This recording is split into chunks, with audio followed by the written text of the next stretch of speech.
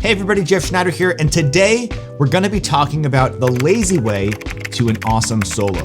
Yes, it can be done. Not everything that has to do with getting good at improvisation requires 10,000 hours of practicing. There are some things you can do that will give you an instantaneous transformation. It's amazing. So we're going to get into 3 secrets, 3 switches you can flip to make your solo sound better right away. Now, the way I learned how to improvise, I went to this music store with my mom, and the guy in the music store was like, you gotta check out this Jamie Aebersold book, Blues in All 12 Keys. You have to play the blues in all 12 keys. That's the secret. You have to play in all 12 keys. And I was like, all right, sounds good. And then I started taking private lessons, and my teacher was like, you gotta arpeggiate your chords. You gotta be able to arpeggiate all the chord tones up and down throughout the whole chord progression. And then I was kind of getting a little bit more advanced, and I started shredding this Charlie Parker lick from the Charlie Parker Omni book.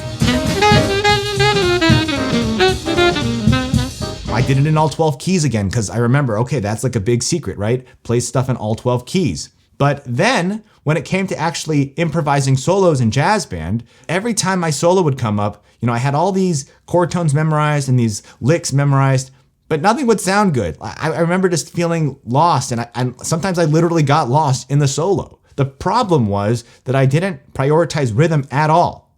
And that's the first secret. It's to prioritize rhythm over notes. That's right. Rhythm is more important than pitches.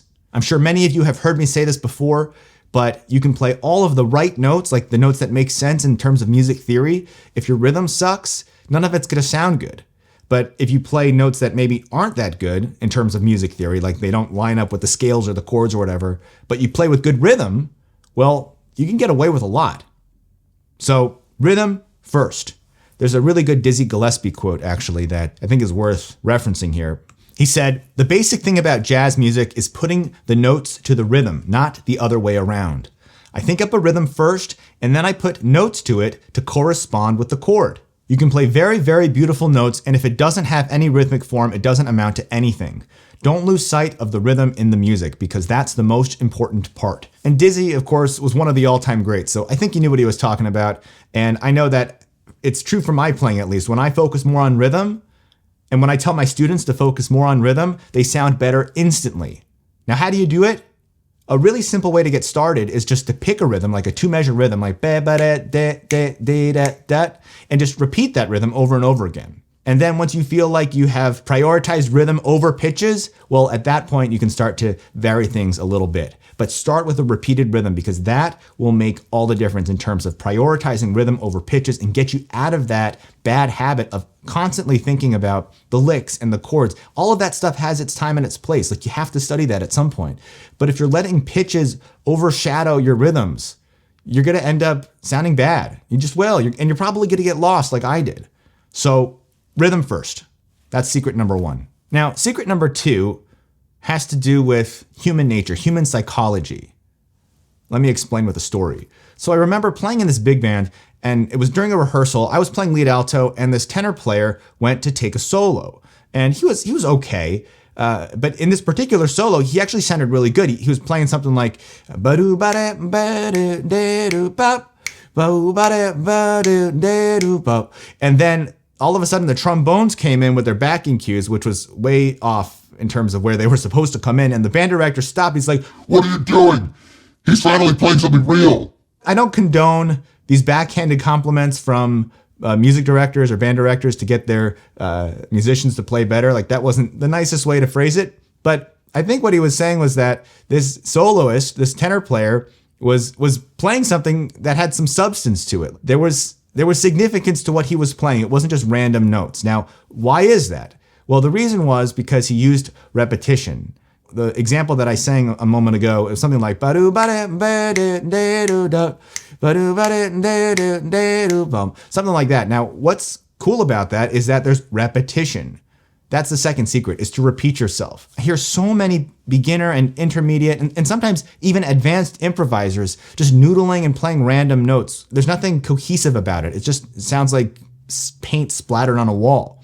And while that can be okay if you're going for a desired effect, if that's your default, like if you don't know how to not do that, well, then you've got a problem. You need to be able to repeat yourself and develop an idea. And it's really as easy as repeating yourself. That is the secret.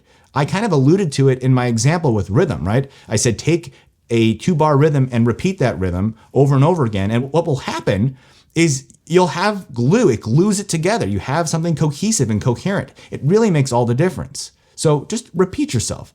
What I was saying before about human psychology is that people like to identify patterns. Even my 6-year-old son, the other day we were playing this game with marbles that were different colors, and he was just kind of messing around, making different patterns with the colors and pointing them out to me, like red, green, blue, red, green, blue, red, green, blue. So humans really like patterns. We're drawn to them. And what's the secret to creating a pattern? Well, it needs to repeat. And there are lots of different methods for repeating yourself in a musical way. Like, it doesn't have to just be the same thing over and over and over again. I mean, that's a good place to start. But, I have these different methods like the Lionel Richie and melody models and the piggyback method. I talk about all these in my course, The Soloing System. If you want to learn more about that, there's a link down below. So secret number 2 is repeat yourself. By the way, a really good example of this is Sonny Rollins' solo in St. Thomas. I mean, just look at it. You can see how there's this motif, this figure that's repeated again and again in different ways. But it creates something that is singable, something that is recognizable. And that's why whenever anyone hears that solo, they instantly know it's St. Thomas. It's easy to remember. Now, you might be asking, well, I hear a lot of really great soloists not repeat themselves, and they just kind of play lots of cool licks and lines. That may be true, but I guarantee that those great soloists, if they wanted to, could play the more repetitive, melodic way. And if you can't do that yet, then you have no business trying to do the more busy, lick-oriented, noodly line approach. Make sure you can develop an idea via repetition before you start trying to string a whole bunch of licks together. Again, it's all about priorities, right? It's rhythm first, repeat yourself, and now on to secret number 3. Secret number 3 is probably the easiest one to implement, and it will make your solo sound better right away. And the secret is, well, I'm not going to tell you. First, I'm going to play you 2 different versions of a solo, and I want you to tell me which one sounds more engaging and why. Here we go.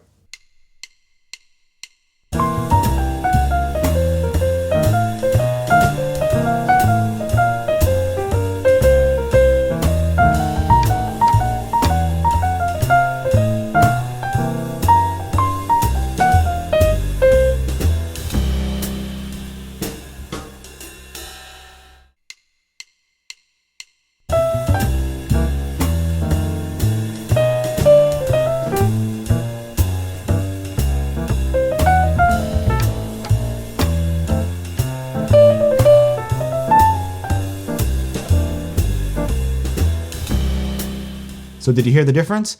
The first one was kind of busy, a little bit noodly, there wasn't much substance to it. And the second one had a lot more space. There's a lot more room to breathe.